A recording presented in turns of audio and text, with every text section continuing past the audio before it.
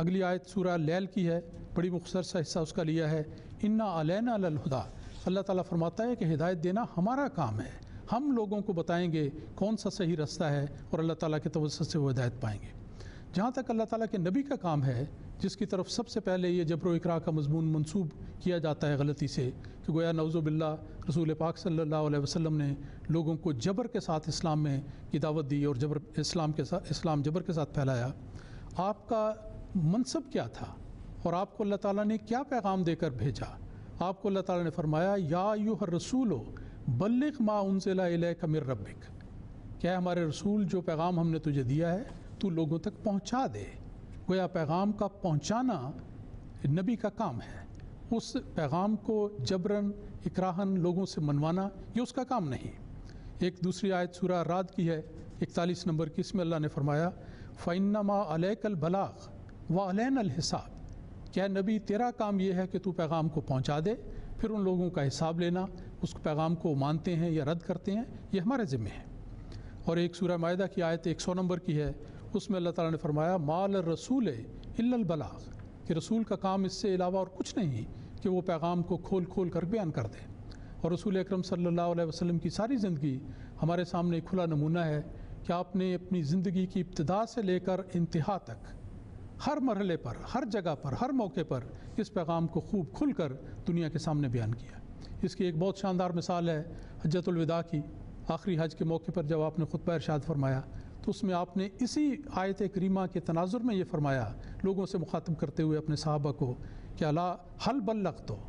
کہ تم بتاؤ کہ کیا میں نے وہ پیغام تم تک پہنچا دیا جو اللہ تعالیٰ نے مجھے دیا یا نہیں پہنچایا؟ تو سب صحابہ نے اس سے اعتراف کیا کہ یا رسول اللہ آپ نے یہ پیغام ہمیں ضرور پہنچا دیا۔ تو نبی کے ذمے پیغام کا پہنچانا ہوتا ہے، جبر و اکراہ کرنا نہیں۔ قرآن مجید کی آیات بالکل واضح ہیں۔ ایک اور آیت دیکھیے، آل عمران کی آیت نمبر ہے 21، اس میں اللہ تعالیٰ فرماتا ہے کل الذین اوتوا الکتاب والامیین اسلمتم فإن اسلموا فقد اہتدوا، کہ تو اہل کتاب سے اور امیین سے کہہ دے کہ کیا تم اس پیغام کو قبول کرتے ہو، فإن اسلموا فقد اہتدوا، اگر اس پیغام کو وہ مان لیں تو ہدایت پا گئے، وإن تولوا، اور اگر وہ پھر جائیں، فإنما علیک البلاغ، تیرا کام صرف پیغام کو پہنچانا ہے، اس سے زیادہ نہیں۔ گویا یہ جو جبر کا مضمون ہے یہ قرآن کریم اس کو دور سے دھکے دیتا ہے،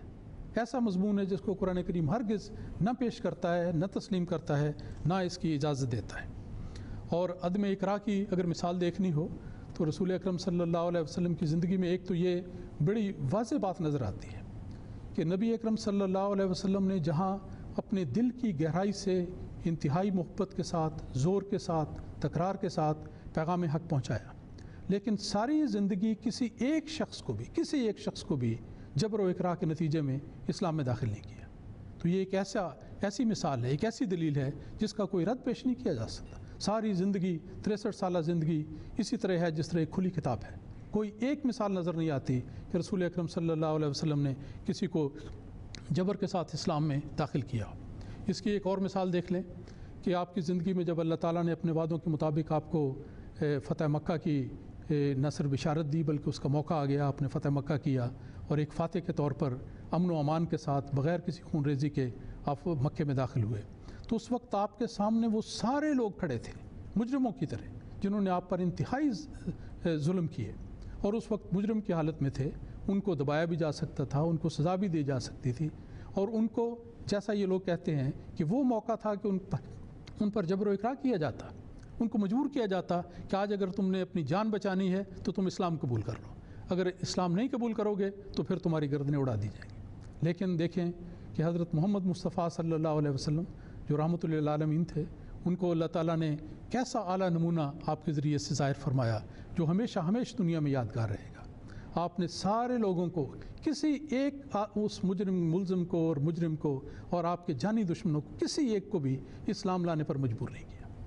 بلکہ آپ نے ایک ہی فرمایا لا تثریب علیکم اليوم، کہ اے لوگو آج تم پر کوئی سرزنش نہیں، کوئی تم پر الزام نہیں لگایا جاتا، جو تمہارا مذہب ہے تم رکھو لیکن میں تمہیں معاف کرتا ہوں، فاذهبوا فانتم الطلقاء۔ تو یہ عظیم الشان گواہی ہے حضرت نبی اکرم صلی اللہ علیہ وسلم کی زندگی کی کہ آپ نے کبھی بھی کسی کو زبردستی مسلمان نہیں بنایا، بلکہ ایسی مثال بھی ملتی ہے. ایک میں مثال دے کر اس بات کو ختم کرتا ہوں. اتنا واضح مضمون ہے کہ مزید اس کی وضاحت کی ضرورت نہیں رہتی. ایک مثال دیکھیں کہ ایک مرتبہ ایسے ہوا کہ قریش نے اپنا ایک سفیر جس کا نام ابو رافع بیان ہوا ہے، اس کو مدینہ نبی اکرم صلی اللہ علیہ وسلم کی خدمت میں بھیجا. وہ وہاں آیا، جو باتیں کرنی تھی وہ ہوئیں، لیکن جو اس کو موقع ملا نبی اکرم صلی اللہ علیہ وسلم کو دیکھنے کا، آپ کی باتیں سننے کا، تو اس کی طبیعت پر ایسا گہرا اثر ہوا کہ وہ کہنے لگا کہ میں تو مسلمان ہونا چاہتا ہوں. تو اس موقع پر بڑی سادہ سی بات ہے، لوگ سمجھیں گے ٹھیک ہے اگر وہ انسان شرح صدر کے ساتھ اپنی مرضی کے ساتھ اسلام قبول کرتا ہے تو اسے اسلام میں داخل کر لینا چاہیے تھا. لیکن نبی اکرم صلی اللہ علیہ وسلم کا جواب سنیے. آپ نے فرمایا کہ نہیں، ایسے نہیں، اس وقت تم اپنی قوم کے سفیر بن کر آئے ہو، اس لیے میں نہ کسی سفیر کو روکنا چاہتا ہوں اور نہ ہی اس معاہدے کی خلاف ورزی کرتا ہوں کہ سفراء کی حفاظت ہماری ذمہ داری ہے. تو اس لیے میں تمہیں یہ کہتا ہوں کہ اب تم واپس جاؤ اسی حالت میں بغیر اسلام لائے. واپس جا کر بھی اگر تمہارے دل کی یہی کیفیت رہے کہ تم اسلام میں داخل ہونا چاہتے ہو تو بخوشی دوبارہ آ جاؤ. چنانچہ آپ نے اس کو فوری اسلام میں داخل نہیں کیا، لیکن فرمایا کہ اگر یہ تمہاری کیفیت ہے تو پھر آنا. چنانچہ وہ سفیر واپس گئے ابو رافع، وہاں گئے، اپنا انہوں نے کام کیا، قریش کو اپنی رپورٹ دی. اس کے بعد ان کی دل کی کیفیت اللہ تعالیٰ کے فضل سے وہی رہی. دوبارہ وہ واپس آئے، پھر نبی اکرم صلی اللہ علیہ وسلم کے دست مبارک پر اسلام میں داخل ہوئے.